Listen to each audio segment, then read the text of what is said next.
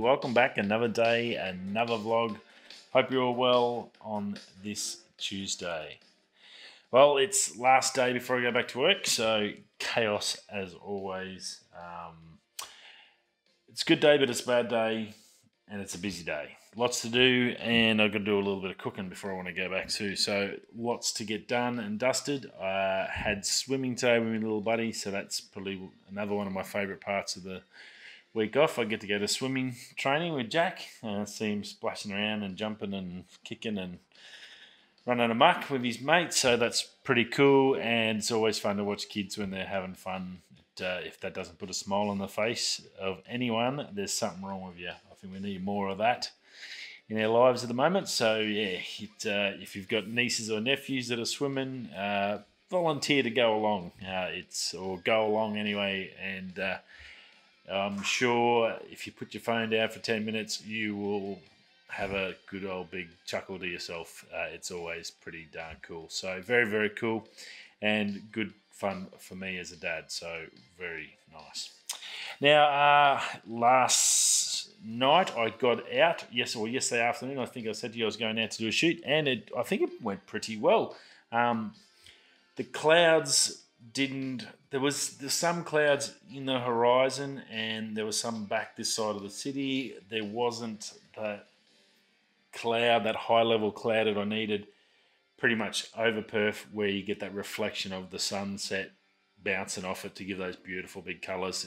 It's a one you've sort of got to check out, and I checked out the cloud app, and there was cloud there, and they were right with that part. There was some high level cloud there, just not enough of it, unfortunately. It's luck of the draw. But I did find some really great spots other than where I normally go at Trig. I went for a walk. I decided to go spend half an hour sort of doing some fossicking and trying to find out some new locations, and found some really cool spots. Heaps of like plankton or green moss growing over the rocks, and it's just so vibrant. Yeah, amazing. And with that sunset colour reflecting and shining on it, it was popping against the dark rock and the water coming through. So I think I've got a couple of really, really good compositions out of it. So fingers crossed, I got something.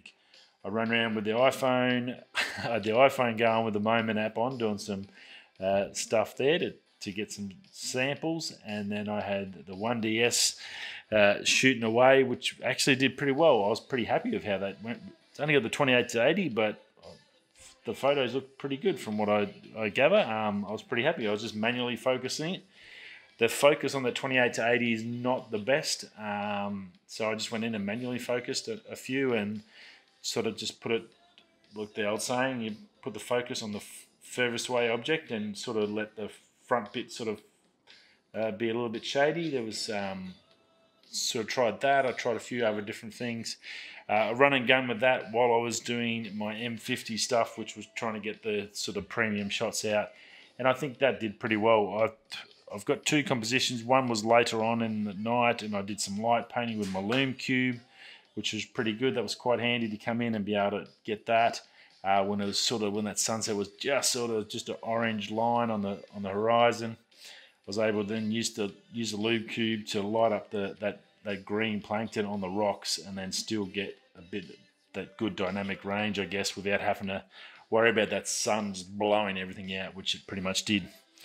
I did try the 1D. I had my brand new Series 1000 ND filter on there, so I had to use that for the sun, and it worked out pretty well. It let me go from getting the sun a nice crisp clear of the sun with some that good colour on the horizon, and then able to come back and then get some stuff at the front. So hopefully I haven't gone too dark on a couple of those. That was my only concern. I probably should have taken that off and done a few things, but I had 30 minutes and I was just running from spot to spot like a madman. So it was pretty darn funny. But I think it's pretty good. Something different. It wasn't Astro. It wasn't running around the bush. It was at the beach, and it was in the daylight doing the sunset. I haven't had a chance to do too many sunsets at the beach. And it's a close spot. There's definitely spots down in that southwest I'd love to get to and camp overnight and go and do. It's just a matter of getting time, and the cost to travel down there is pretty exy. So, but down the track maybe, you never know. Other than that, I did a bit of work last night on my road reel comp.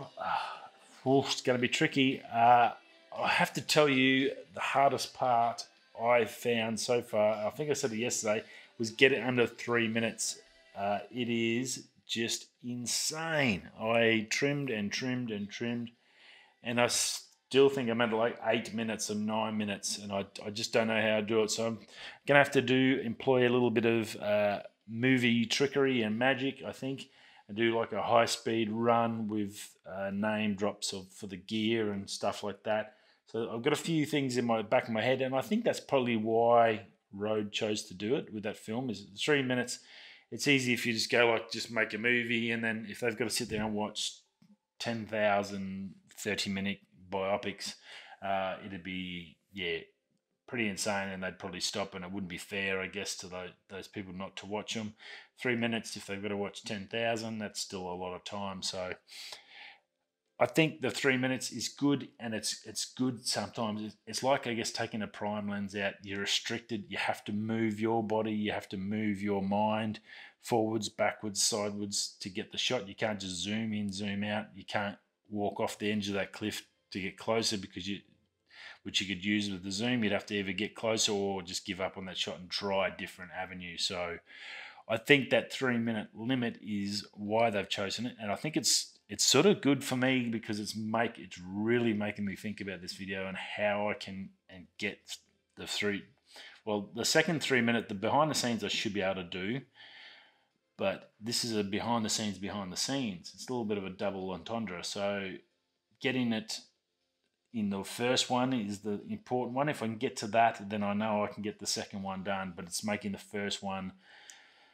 solid enough to be classed as a 3 minute video, and I guess it's my first attempt. I feel confident in the skills I have to do it. It's just, have I got the right footage to do that task? So a little bit tricky in that regards, but look, I'm just going to keep fighting this week.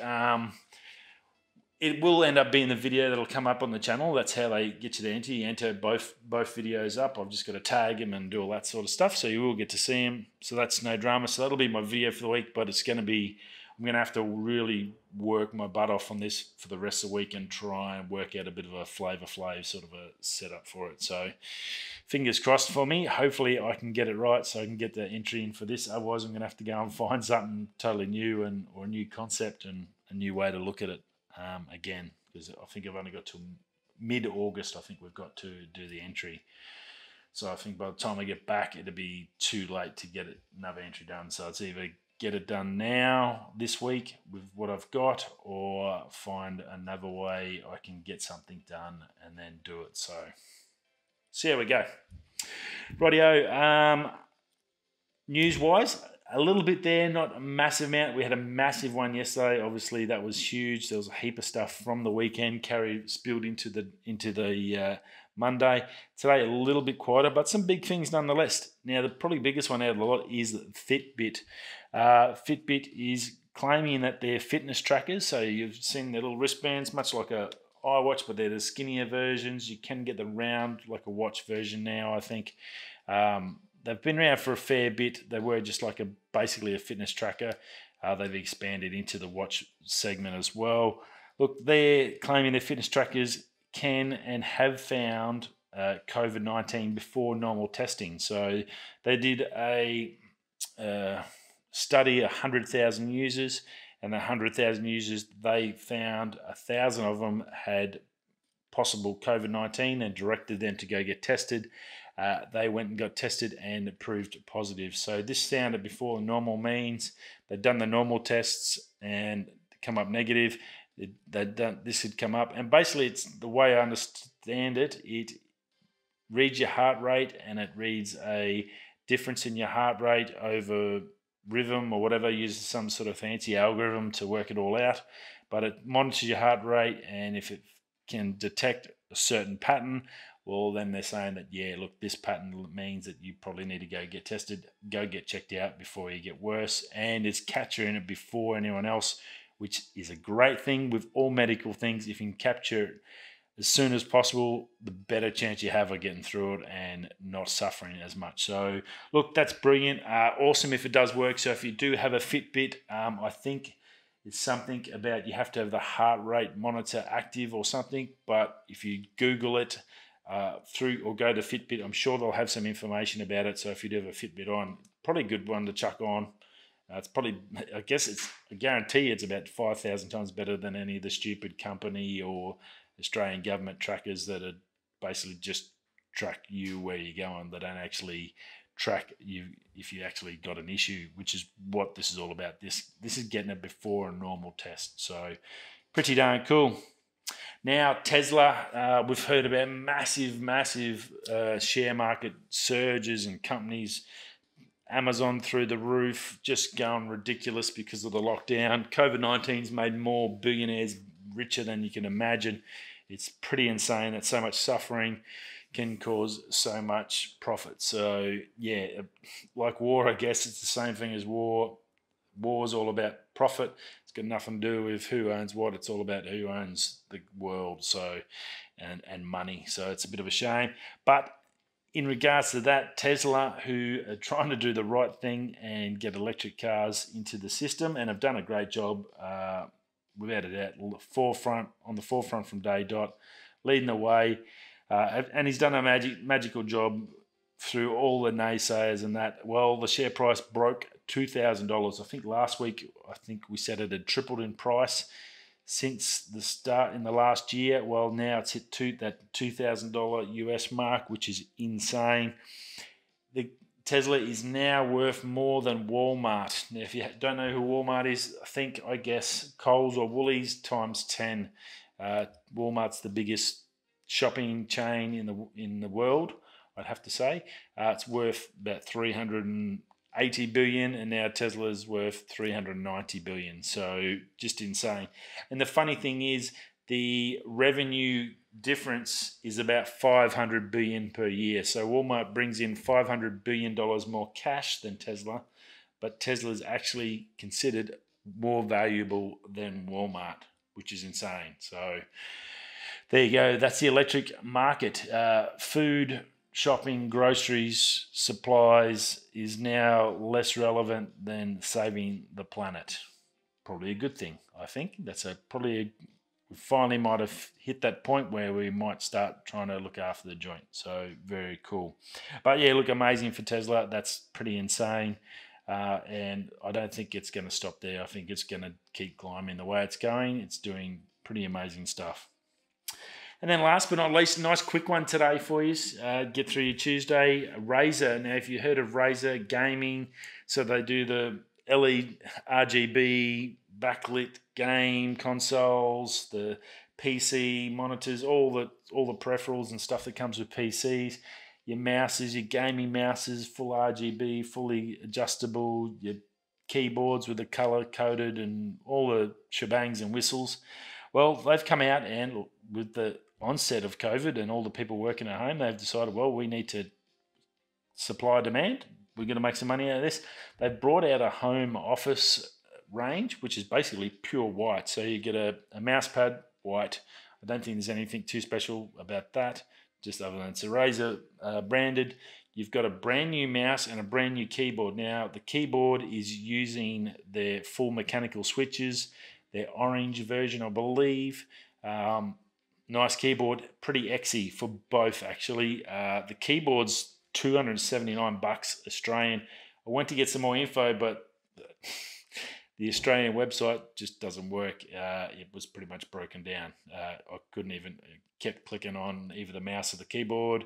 I can get the price, no specs, because it will not take you to any page. I don't know what the go is there. Very strange. I even put it in the cart to try and come back to the back door and still nothing. So something going on with their website, so it's playing up a bit. But yeah, look, it looks like a high quality keyboard. It's pure white. So if you've got a white desk, clean, nice white desk, and you're looking for something to suit, this probably actually will look pretty darn cool in that regards. White backlight, no RGB. So you'll be happy with that, mums and dads. But $279, pretty darn expensive for a keyboard. When you'd have to compare it to the MX Master from Logitech, that one, and that's got the dial there so you can spin. It's got all that, and I'm pretty sure that's cheaper. Now on the mouse side, they've got a mouse. It's a full ergonomic mouse. Look, again, it looks really nice. USB-C chargeable. I could see all that from the pictures and from what Lou later was talking about on his show. Again, the price, insane. The mouse, they want 179 bucks Australian. I couldn't check the specs, so I don't know what DPI it's running, if you can run it on just without a mouse pad or anything like that.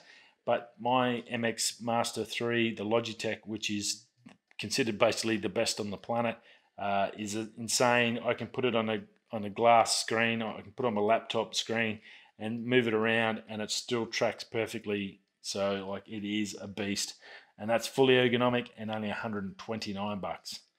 So for another 50 bucks, you get a white version. I'm assuming the specs would have to be similar spec as the Logitech to be close, or to be even warrant trying to sell it for that.